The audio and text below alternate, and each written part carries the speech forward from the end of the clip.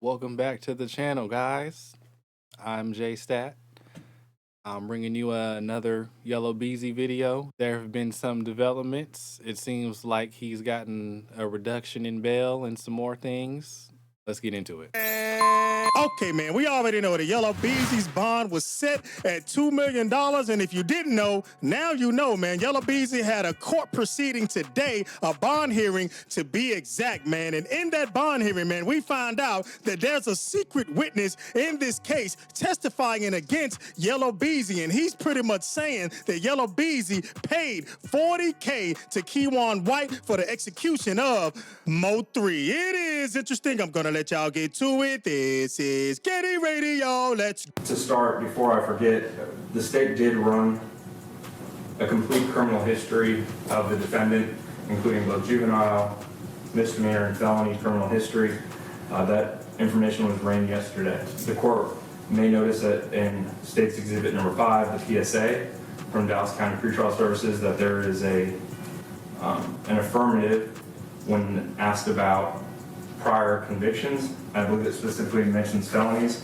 I will represent to the court based off of all the information and reviewing all of the evidence that we have at this time. The state can find no prior misdemeanor convictions or prior felony convictions for the defendant, either as a juvenile or as an adult in the state system or the federal system.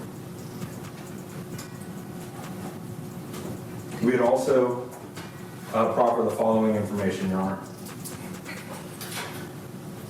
A state's witness will testify to being present for a conversation about the payment for the murder of Melvin Noble. This conversation took place in the days following Mr. Noble's murder in November of 2020. A state's witness will testify to the individuals present and involved in this conversation. The state's witness will also testify to Marquise Conway, the defendant, being present and involved in this conversation. The state's witness will testify to the amount of money that was to be paid for the murder. A state's witness will testify to the individuals responsible for the payment. That state's witness will also testify that Marquise Conway was one of the individuals responsible for a portion of that payment. A state's witness will also testify to the individual who would receive this payment. The state's witness will testify that Keywan White was, in fact, the individual to receive this payment, who was originally indicted in State's Exhibit number 1, the probable cause, which is before this court. The state's witness would also testify that Keywan White, or to who shot and killed Melvin Noble. This witness would also testify to Keywan White being the individual who shot and killed Mr. Noble on November 11th of 2020. Again, this conversation took place in the days following Mr. Noble's murder.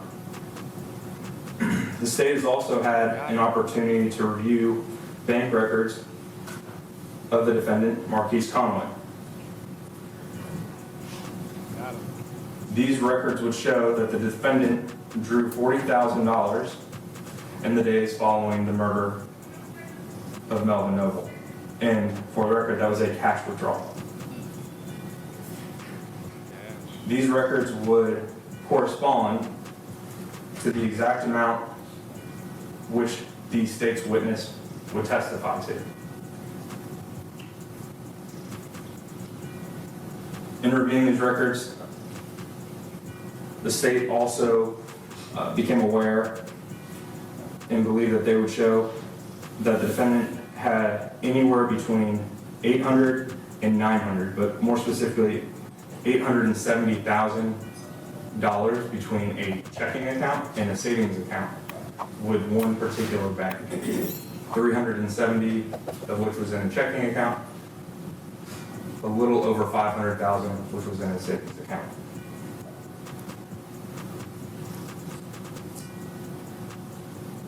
The state at this time would like to publish to the court what's been marked as State's Exhibit number 3, which is the video of the offense. Thank you, Your Honor. Now, before that's published, could I just address something with the prosecutor in their proffer? Sure. So it's clear for the record that as he recited the state's witness, his proffer is, that's just one witness. Correct, Your Honor. Multiple witnesses. And that I don't recall if the specific in the proffer was when the date that this witness reported they gave this conversation. I do not have the specific date written down, but I know it was in the days following the offense. We do have evidence of when this could have taken place based off of cell phone data of when the defendant was in another state, and then we came back to Texas. So we believe we have a time frame. As far as the exact date, I do not have at this time. You should probably have that, dude. Anything else, Mr. Smith? No, Your Honor. Permission to publish, Your Honor. Yes. You don't want the lights off? It's at the court's discretion. Oh. And Your Honor, this is, just for context, this is approximately noon on I-35 heading northbound. This video is taken from a Kroger 18-wheeler, and this is heading north I-35 into downtown Dallas on noon on November 11, 2020.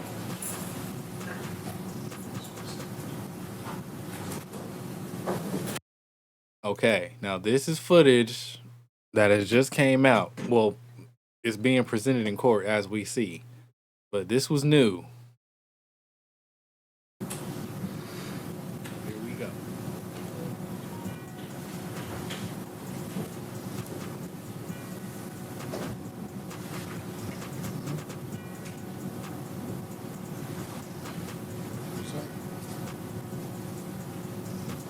Gunshot. Take that. Now, Your Honor, if I could draw the court's attention, if you look on I've stopped this video at 19 seconds. You see a gold sedan in the far left lane and a black sedan in the second lane to the left. The gold sedan will be the vehicle carrying the victim, and the black sedan is the vehicle driven by Q1 White, who is then the shooter, based off of the evidence we have. Okay. Gotcha.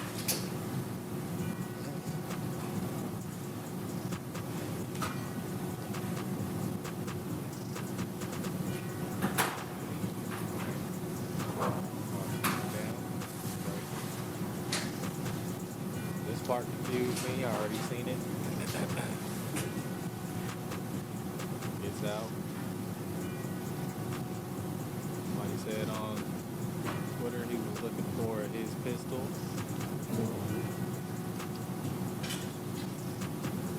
Not understand, brother.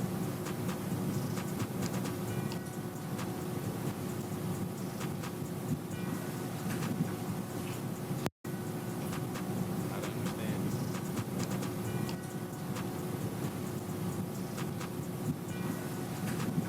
Wonder how big that jump is, because I would have been right over there, buddy. I would have hopped that. Yeah, I would have did something. Sorry, but he was already in the car. Not sure why you ran around the car. And look, you should have just hopped over the seat. Like, you should have stayed in the car, man. Your Honor, I'm going to stop this at 1 minute and 30 seconds. That's when you're in a panic, you're just panicking. Or I'm saying this now, 5 years later, you know, I'm not in the car. I'm not absolute on what I would have done, but I think unless something was wrong with this car, like he was shooting at the engine, the tires went out, unless there was something like that, yeah, no, I'm in the car. I would have caused the accident. There was a bunch of other things I would have attempted. 7 seconds. The victim does not return into the front. The only other things that the state would like to proffer as far as this bond hearing since the court does not have a probable cause affidavit, of course, since it's a grand jury referral. Defendant Kewan White was also indicted. You do have his murder probable cause affidavit from 2020. He was also indicted at that same time in cause number F21-75377 for Dr. Randall Graham, who also sustained injuries, a neurosurgeon who was heading north on I-35 that day and was struck as well. However, he did survive. And finally, Your Honor, the last thing that I would proffer at this time would be that there were a total of 44 fired cartridge casings, all from the same style of firearm as far as the caliber that were recovered on the freeway on November 11, 2020.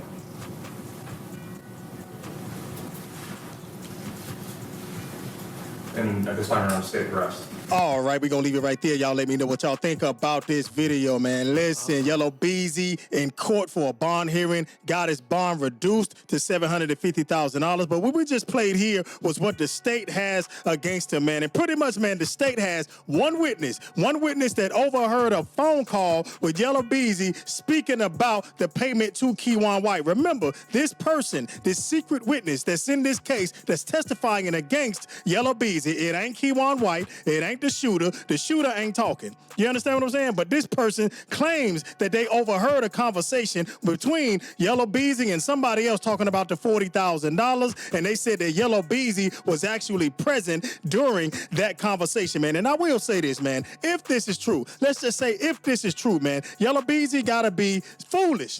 He's foolish for going to the bank, withdrawing $40,000 worth of cash out of his bank shortly after his opposition was executed on the highway, man. We already know, man, that's called the paper trail. And considering the fact that everybody know that you beefing, everybody know that you and Mo3 are at war, everybody knows that allegedly Mo3 shot you up after leaving the strip club, even wrote lyrics about it, the whole 9 yards, you're gonna be the first person that they're gonna look at. You're the person of interest when it comes down to this. So what are they gonna do? They're gonna look at your bank records. Did he have any, withdrawals coming out of his bank account anytime soon? You understand what I'm saying? Or are they going to look at, did he get a passport, right? Did he book a plane ticket out of the country? Things like that that's going to raise up red flags, right? So Yella Beezy kind of made a wrong move right there by going to get that money. And what did Kewan White do? Jumped his ass online and pretty much snitched on himself. He might as well be telling right now if Yella Beezy is behind this, man. But he's locked up for that reason right there. Now, according to Yella Beezy's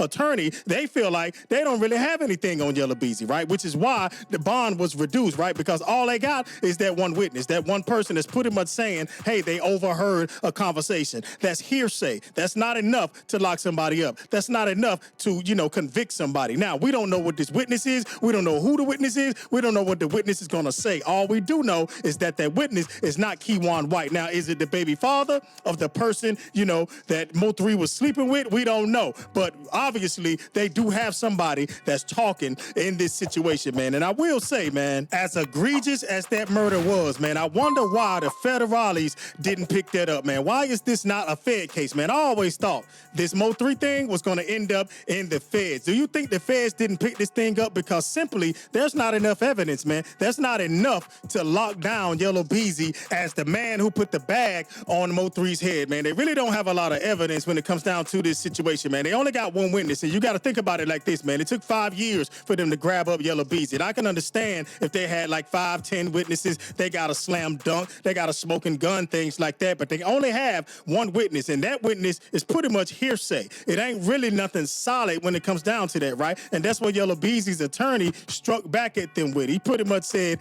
hey, man, y'all don't really have anything, man. It's just hearsay. It's just a conversation that someone said that they overheard. That's not enough evidence to convict convict or to keep my client in jail, which is why the bond was reduced, man. So y'all let me know, man. Do you think they have enough evidence? Do you think that they have a slam dunk? Do you think that, the baby father of the person that Mo3 was sleeping with is the other witness? Do you think that it's somebody else out in Dallas? Do you think somebody done called a case that may know some sensitive information about this case and trying to get out of some time by snitching and telling on Yella Beezy, man? So how do you feel about this, man? Do you think the Yella Beezy slipped up? Because that 40K coming out of the bank right after that, man, was a major slip up. It's going to make them look at you, fam. And people got to understand this, man. Technology, wire frauds, bank transfers, bank statements, deposits, withdrawals, all of this stuff can get you caught when it comes down to murder or bank robbery and things like that, man. Just think about it. You go rob a bank and you pull up with a brand new Corvette when a week earlier, you were driving a damn Honda Civic. What you think they're going to look at? They're going to look at you. Same thing with Yella Beezy, man. Mo3 got hit. Yella Beezy go to the bank, withdraw 40K cash, and then you got Keywan White online flashing a bunch of money when everybody said he was broke. Hey. All right, man. Now, for sure, one thing, you cannot be leaving these paper trails. So if he really took out $40,000 right after this happened, they might have got you, buddy. I don't think this is a Fed case, but if it turned into one, they would definitely have him wrapped up. So we're going to see. This is just the beginning of it, I guess. I don't think he's going to beat it, though. Even if he does bail out, his best bet is to bail out and probably, make his way somewhere. Try to hop a flight if he can, which he probably can't. Probably too late. Man, he's had 5 years. Shit, it's been a long time. I didn't realize it was that long ago. But anyway, leave a comment down below. Let me know what you think. Hit the subscribe button for me, please. Trying to get to 60 of them. That's not a lot. I've been J Stat. That ain't this. Peace.